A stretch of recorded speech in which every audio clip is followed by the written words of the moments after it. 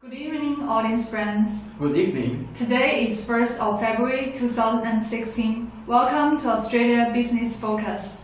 The case of Dick Smith copper failures seemed cause a sensation throughout the retailer industry, and it was among the main electronic retailer in Australia. I believe that most people have continued to keep an eye for this incredible corporate failure. Now let's have an intensive look at Dick Smith's detailed situations. Dick Smith was found in Sydney in 1968 by Dick Smith, and after that, it was sold to Woolworths Limited in 1982. Dick Smith is an Australia-wide chain of retailer stores that sold consumer electronic goods. In 2012, it was acquired by Anchorage Capital Partners, who floated it on ASX in the next year.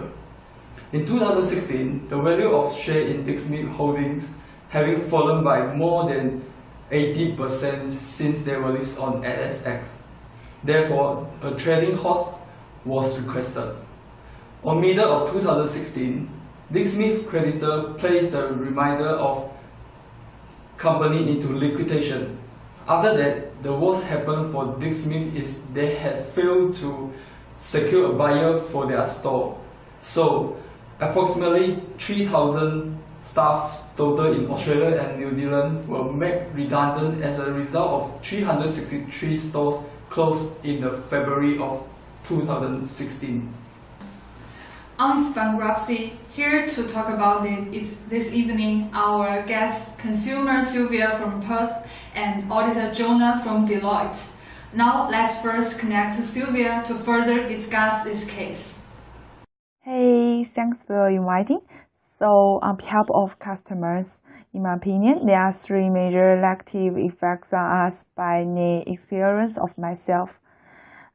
Firstly, before the bankruptcy, I heard that Dick Smith had a huge promotion up to 70%, so I went here, but find that most of products sold out, and someone tell me the stop of it keep the products with highest discount by themselves. Secondly, after the bankruptcy, on the one hand, we can't use the gift certificate, we can't require for the sales returns of our products or the refund of earnest money we had paid. On the other hand, we can't get the free after-sales service if our products have any problem. Just recently, my phone bought from Dick Smith broke down, so I called Dick Smith in order to inquire whether I can get my phone repaired.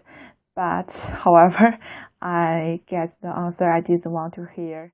I can't get the after-sales service because of the bankruptcy of it. And from the media, I know the bankruptcy of Dick Smith caused a big stir among the public, and I think this is the reason why you collected me. Thank you. Thank you, Sylvia. Could you please tell us more details you heard from media? So there are a lot of public have disputes to the performance of Anchorage Capital Partners, and they thought that Anchorage deceived people into thinking Dick Smith is a good performance company and then floated it on Australian Securities Exchange for an inflated value.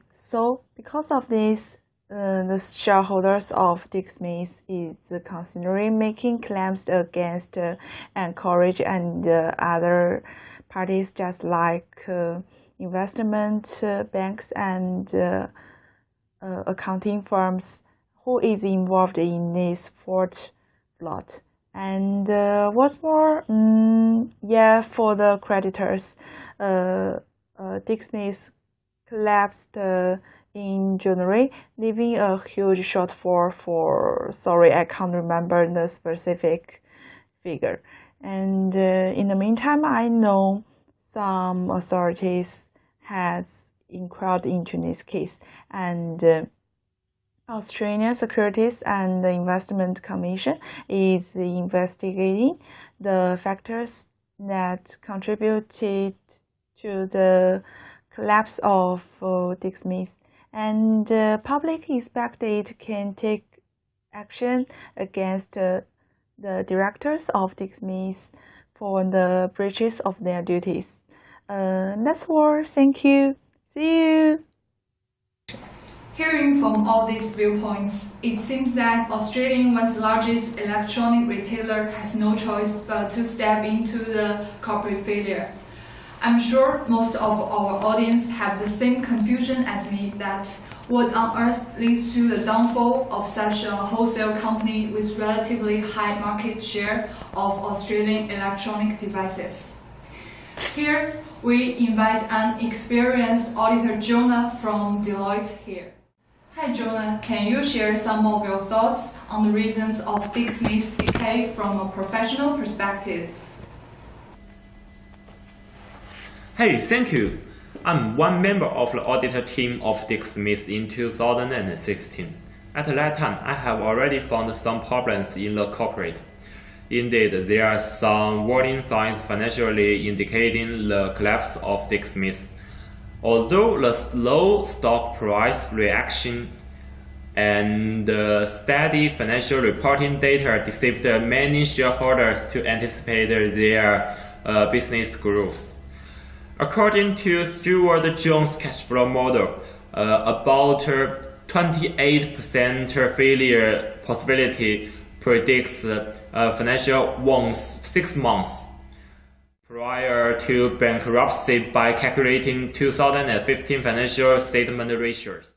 At first, I want to talk about the strategy operating of Dick Smith. Firstly, Dick Smith accumulated a large amount of inventory before bankruptcy, so huge promotion and even defective sales are implemented, which accelerate the collapse of Dick Smith. Secondly, their stores are poorly located and away from main customers. Thirdly, online sales activities are impacting the traditional retail industry. Then, electronic goods are very easy to be old-fashioned and their life cycle is very short. When the new product is released, the older product will be largely discounted. Lastly, after Woolworths selling Dick Smith to Anchorage in November 2012, Anchorage took a radical strategy to expand the core business and product portfolio, including small electronic accessories and new brand. The next problem is corporate governance. Anchorage acquired Dick Smith and paid $150 million to Woolworths. Then, the IPO of Dick Smith at the end of 2013 set a high market capitalization up to $520 million. In August 2014, its financial performance indicator exceeded the prospectus' estimates and is forecast to grow substantially in the future. In September, Anchorage's sale of which was 83% higher than the initial market value of 2 years ago, received at least 3 times return from these acquisition transactions. Hey, how are you? Good, thanks. Thank you for selling Dick Smith to our Anchorage. It's our pleasure. We have covered all details before, so let's sign the contract today. Okay, let's get started. Okay.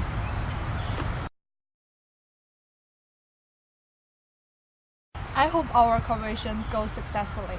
I hope so, thank you. Actually, my real purpose is gain high investment returns by earning unethical methods instead of operating this Dick Smith successfully in the long term. The last one is accounting scandals. I conducted a substantive test of the company's inventory in 2 aspects, which are quantity and quality. Most of their inventory are worthless, but accountants still use the historical cost to record the inventory rather than fair value. That's to say, they intended to exaggerate the profit by overstating the assets, especially inventory value. Yeah, thank you, Jonah. So now, our reporter also has done some investigation from public which showing that mostly 3,000 employees might be affected for losing their job, as well as the suppliers of Dick Smith who lost their one important distribution channel due to these corporate failures. In addition, most of the creditors from Dick Smith also unable to get a return back from their investment. Not only that, the public investor will also become more alienated or even lost confidence to the other private fund company in the future. Also, there are some lessons we can learn from the failure of Dick Smith's case. As other corporations, they should try its best to adapt to the change of the social environment. More significantly, companies should establish their corporate strategy and build a corporate reputation in response to the long-run development realistically, rather than pursuing temporary benefits. Apart from that, agency theory tells us that the principal's interests rather than agents should be put in the primary place. Thank you for watching. Thank you. See you next time. See you.